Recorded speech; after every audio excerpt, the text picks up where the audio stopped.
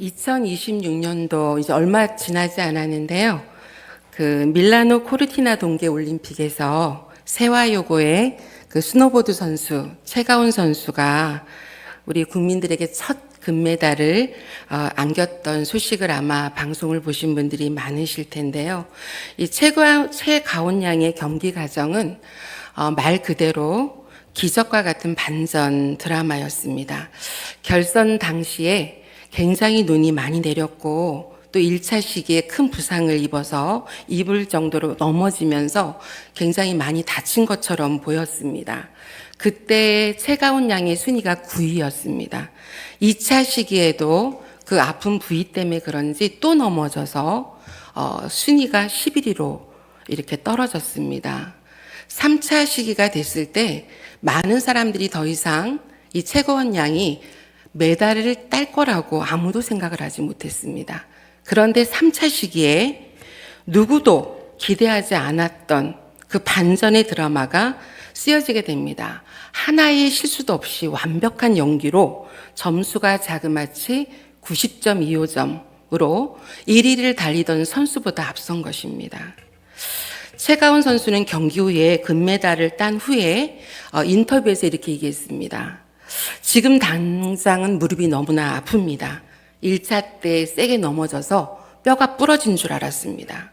하지만 제가 7살 때부터 꿈꿔오던 올림픽이었고 넘어지더라도 아프더라도 끝까지 해내자는 생각으로 이 경기를 했다고 인터뷰를 했습니다.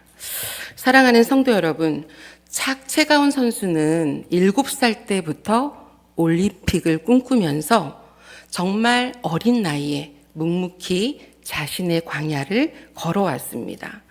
고된 훈련의 길이 있었고 나이는 어리지만 외로웠을 것입니다. 포기하고 싶은 순간도 굉장히 많았을 것이지만 자신의 내면의 힘을 통해서 결국은 금메달을 따게 되었던 것입니다. 우리가 지금 오늘날 우리의 사회를 돌아보면 많은 사람들이 광야를 거부하는 것을 보게 됩니다.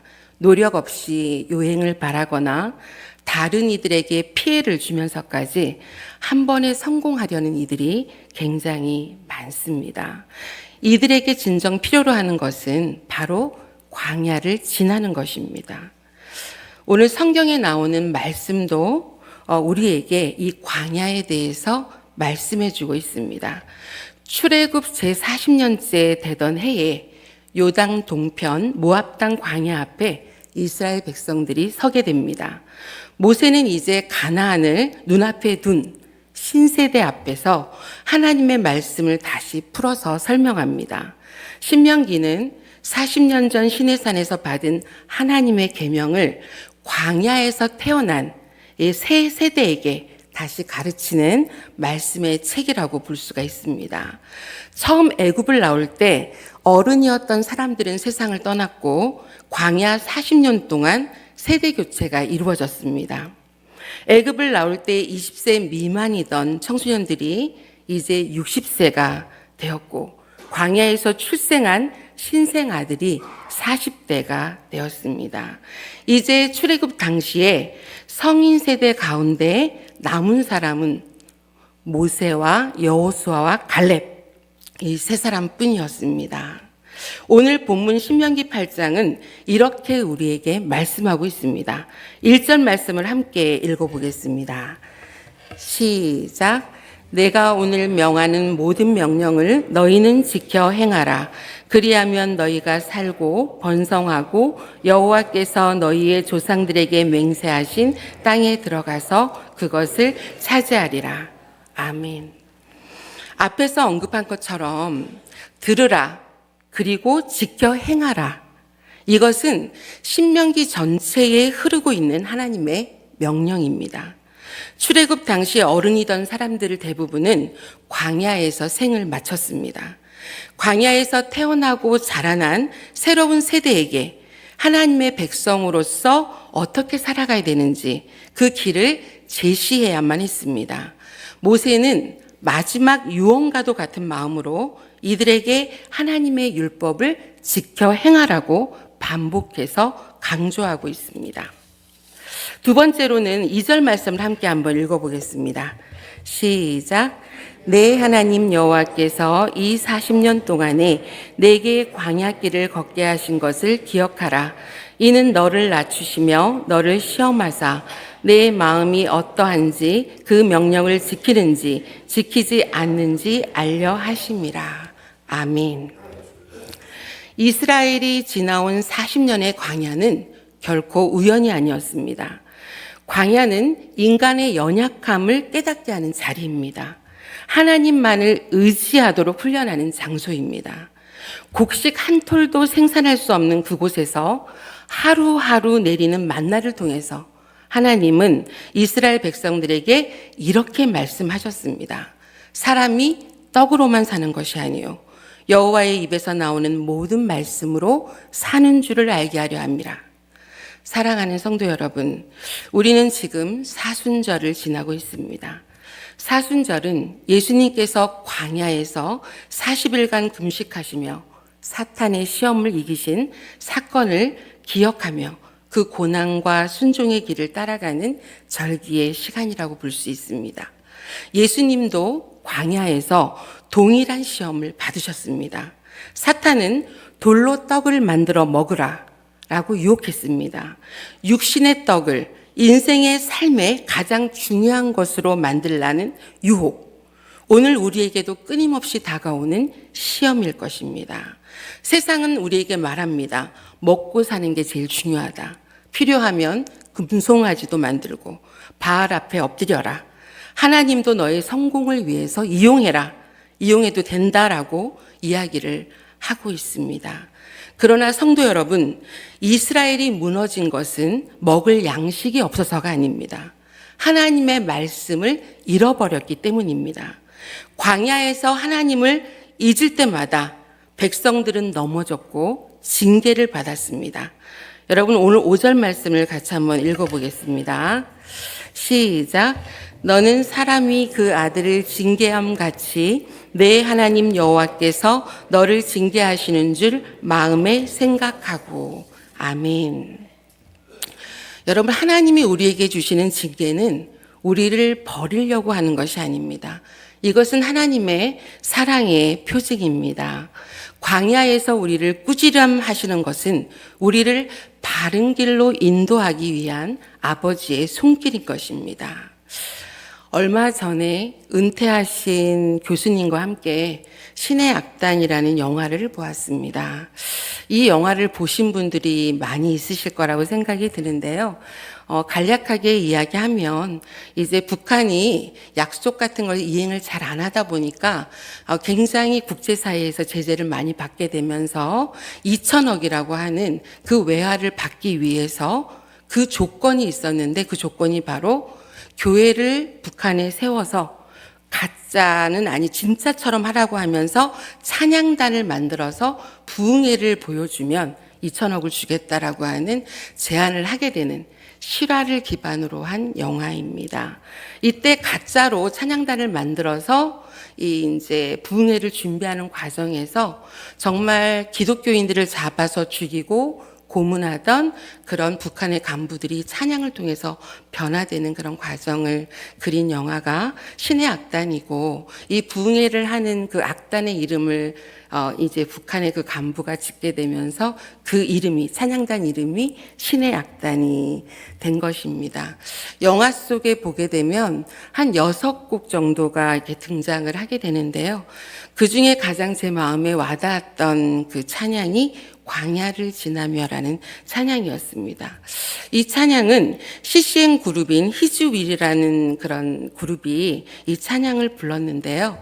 작사 작곡가가 장진숙 님이십니다. 그녀는 20대에 아버지가 일찍 돌아가셨고 굉장히 집안이 가난했다고 합니다.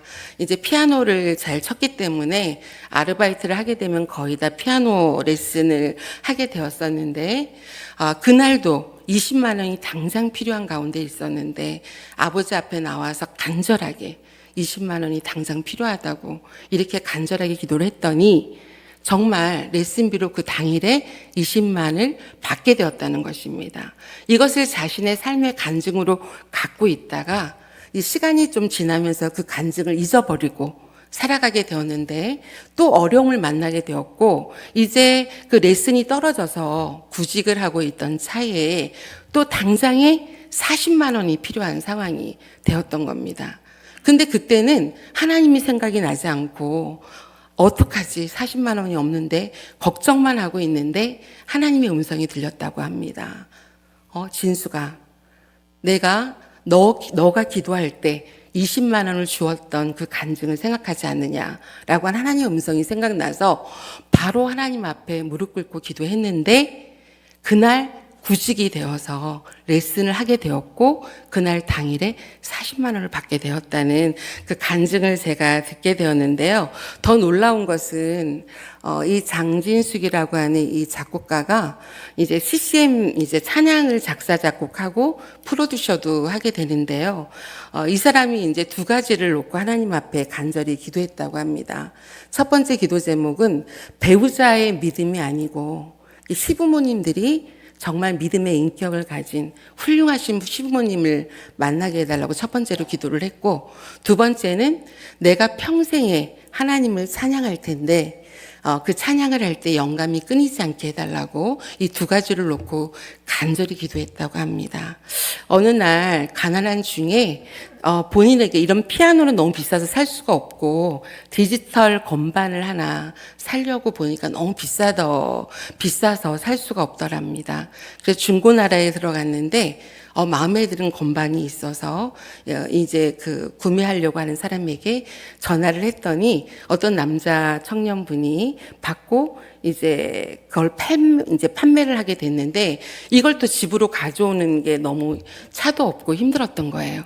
그래서 어떻게 하지 했는데 그 청년이 집으로 내가 배달해 주겠다. 라고 한 것입니다. 그래서 그 건반을 집으로 이제 배달을 해줬는데 그 청년이 나중에 이분의 남편이 됩니다. 남편이 되는데 이 남편분도 똑같이 찬양을 작사 작곡하고 또 이렇게 프로듀서를 하는 같은 일을 하는 사람을 만났어요. 더 놀라운 것은 뭐냐면 이 남편의 아버님이 누구냐 하면 여러분들도 잘 아시는 대장금 있죠. 대장금이라는 드라마를 연출하셨던 이병헌 감독님이셨던 거예요.